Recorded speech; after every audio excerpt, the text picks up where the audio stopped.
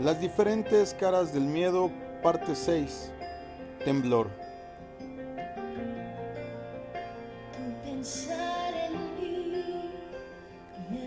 El temor es un sentimiento que se ha abrigado en el corazón del hombre desde sus orígenes, y vemos que se inicia desde el momento que el hombre desobedece a Dios, por lo cual el diablo, el enemigo de nuestras almas, se aprovechó de esto para sojuzgar a la humanidad, a tal grado que el temor a la muerte era la herramienta que utilizaba para esclavizar a la gente, sujetándolos a esclavitud durante toda su vida.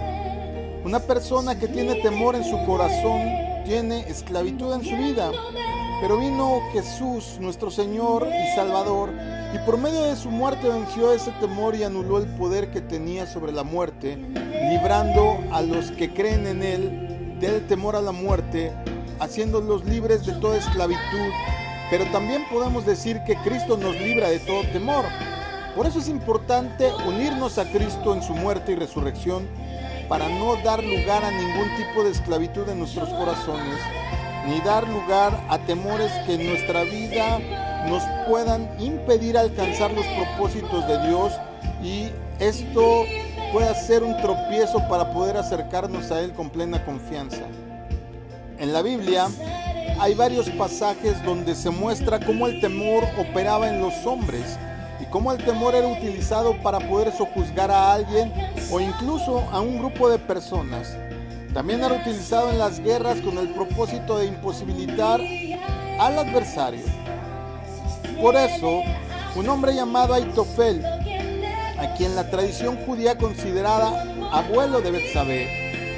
¿Por qué? Porque el hijo de él se llama Eliam y este mismo nombre aparece como padre de Betsabé. Si esto es así, se puede comprender por qué quería destruir a David. Aitofel tenía un espíritu de venganza que lo motivaba a querer matar a David, y en su estrategia militar estaba utilizar precisamente esta herramienta, el temor, para hacer temblar a David y así poder eliminarlo.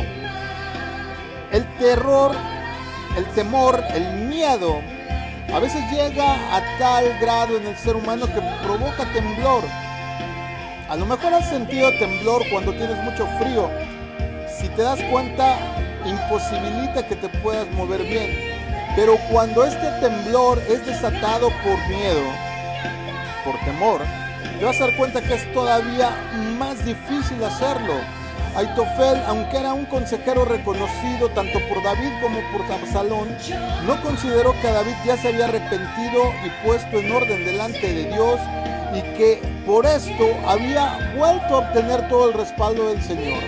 Y esta estrategia que él había propuesto fue desbaratada.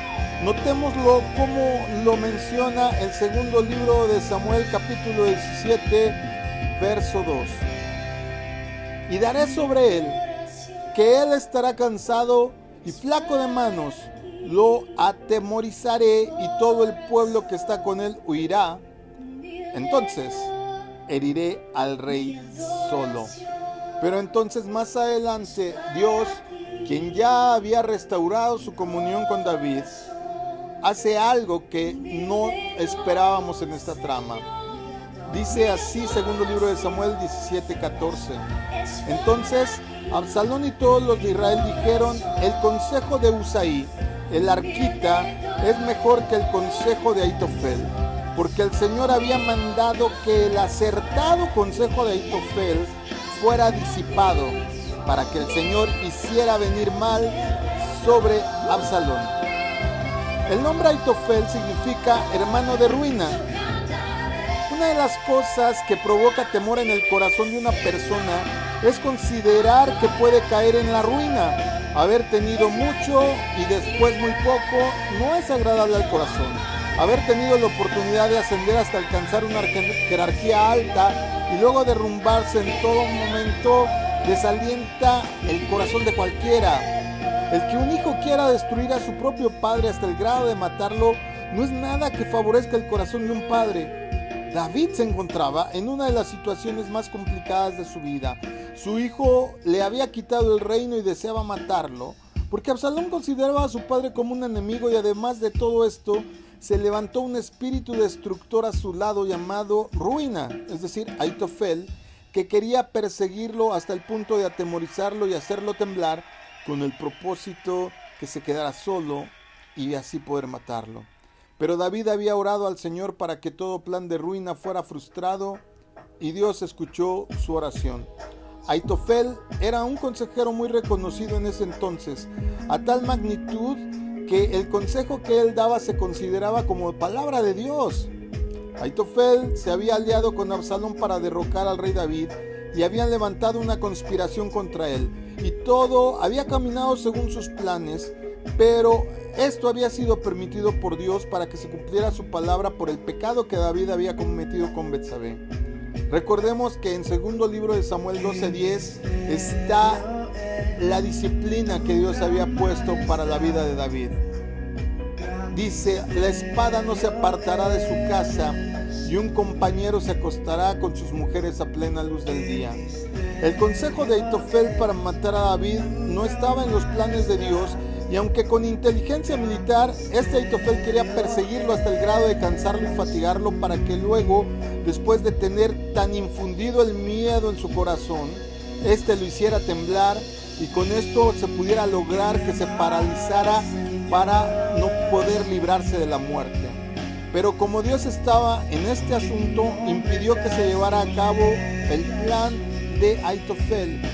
David vivió un terrible momento con el levantamiento de su hijo para quitarle el trono, y aunque su hijo se unió al consejero más cotizado del momento, no arriesgó la vida de los que estaban con él.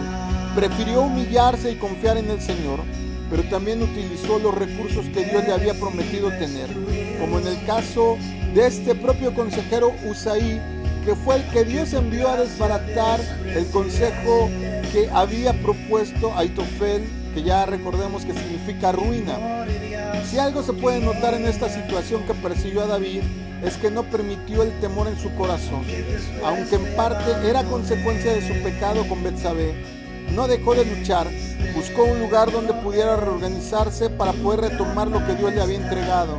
Esto, amados, es un gran ejemplo, porque en miedo del sufrimiento uno no debe dejar de confiar en el Señor. Aunque se levante el adversario para atemorizarnos, no debemos de permitir que el temor crezca en el corazón para no tener una carga mayor, y debemos de comprender que Dios tiene la mejor medicina para el temor. Primera de Juan 4:18 dice: en el amor no hay temor, sino que el perfecto amor echa fuera el temor, porque el temor involucra castigo, y el que teme no es hecho perfecto en el amor. Ten cuidado de no temblar. Ten cuidado de no ser esclavo del miedo al grado de que te paralices. Porque recuerda que eso es lo que pretenden para poder casarte solo. Que Dios te bendiga. Shalom.